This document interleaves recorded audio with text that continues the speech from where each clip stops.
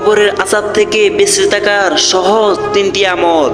ভাই ও বোনেরা, কবরের জীবন এটা পৃথিবীর জীবনের চেয়ে অনেক বেশি বাস্তব।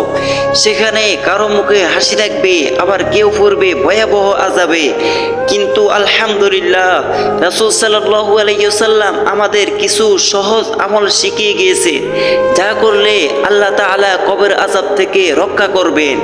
1 নম্বর আমল হচ্ছে নিয়মিত নামাজ।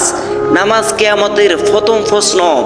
যে নামাজ রক্ষা করে তার কবর আলোকিত হয়। 2 নম্বর আমল হচ্ছে সূরা আল মুলুক তেলাওয়াত করা। হাদিসে এসেছে সূরা আল মুলুক এমন একটি সূরা যা পাঠকারীকে কবরের আযাব থেকে রক্ষা করে। 3 নম্বর আমল হচ্ছে পবিত্র থাকা ও গীবত থেকে বিরত থাকা।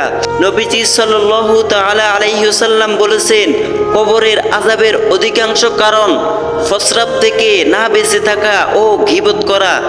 তাই আসুন এই 3টি আমল আজ থেকে শুরু করি, যেন আল্লাহ আমাদের কবরকে জান্নাতের বাগান বানিয়ে দেন। হে আল্লাহ, আমাদের কবরকে আযাব থেকে রক্ষা করুন। ভিডিওটি বেশি বেশি শেয়ার করে অন্যকে দেখার সুযোগ করে দিন।